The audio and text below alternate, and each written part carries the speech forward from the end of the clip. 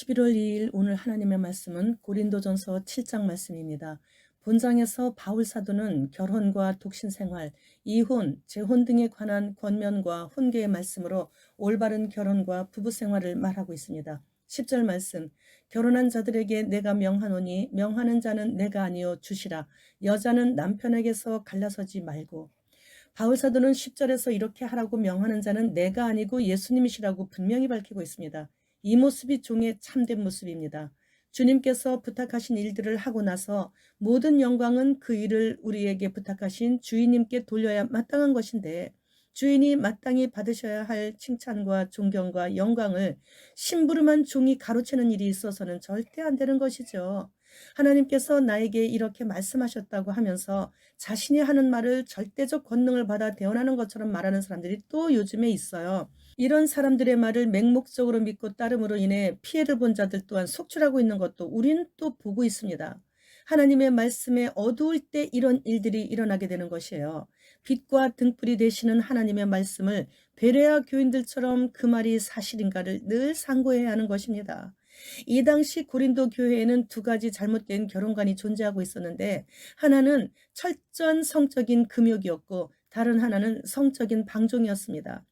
바울은 성적인 방종을 단호하게 경계하면서 금욕에 대해서도 문제점을 지적하며 건전한 결혼 및 부부 생활을 권고했습니다. 결혼 제도는 1차적으로 하나님께서 인류 번영을 위해 친히 제정하신 신성한 창조 원리이고, 부차적으로는 남녀의 성적 타락을 방지하여 성결한 가정의 삶을 유지토록 하기 위한 것이죠. 26절 말씀, 내 생각에는 이것이 좋으니 곧 임박한 환난으로 말미암아 사람이 그냥 지내는 것이 좋으니라.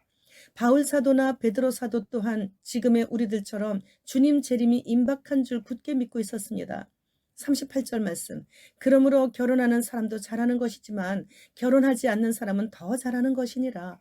예수님의 재림 시에는 창세 이후로 없었던 큰 환난의 날이기 때문이죠. 39절로 40절 말씀, 아내는 그 남편이 살아있는 동안에 매어 있다가 남편이 죽으면 자유로워 자기 뜻대로 시집갈 것이나 주 안에서만 할 것이니라.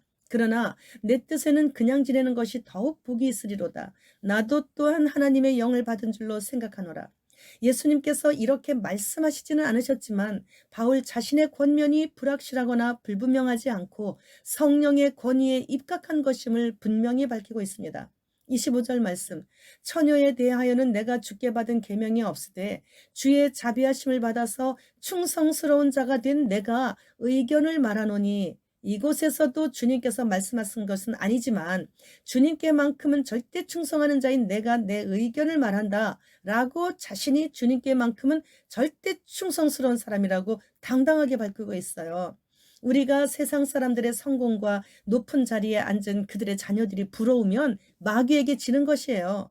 이렇게 자신이 자신을 돌아보면서 후회스럽지 않은 삶을 살아가고 있음을 확신하는 이 바울 사도가 부러워야 돼요. 바울 사도와 같은 사람을 속사람으로부터 부러워하는 자들은 사탄이 건들지를 못합니다. 제2의 바울 사도의 기질들을 가지고 있는 자들임을 사탄이 너무나도 잘 알기 때문에 못 건드려요. 근처에도 못 와요. 이태원 사고가 난 그곳에 1년 전에 그려진 벽화 형태의 그림이 있다는데, 왼쪽에 있는 사람의 입에서 번개가 나오고 중앙에는 뿔 달린 괴기한 염소의 모습이 있고, 오른쪽에는 5개 붉은 잎이 달린 연꽃을 들고 있는 한복을 입은 심청이가 그려져 있다고 합니다. 이것은 누가 봐도 몰래기 신에게 바쳐지는 인신공양을 뜻하는 것이라는 것이죠. 결론은 1년 전부터 치밀하게 그 모든 계획을 해온 그들의 짓이라는 거예요. 독주사를 수차례 맞은 젊은이들이 번개로 상징하고 있는 5G 주파수에 피폭되었다라는 것이죠. 킹스맨의 영화에서도 나오듯이 돈으로 세계를 움직이고 있는 자들의 말을 듣지 않는 사람들의 그 전원 스위치를 끄면 그 사람들은 다 폭파되듯이 죽더라고요. 그렇다면 이번 이태원 사고도 이와 같은 종류인 것이죠. 전에는 무슨 뜻인지를 몰랐지만 독주사로 인함임을 이제는 알만한 사람들은 다 알고 있는 사실이에요. 그들에 의해서 폭파될 수 있다는 무서운 사실이죠. 그래서 더욱더 다짐했습니다. 이제부터는 독감 주사는 물론이고 링겔도 무엇을 섞을지 알 수 없기 때문에 안 맞고 그냥 아플 것이다라고.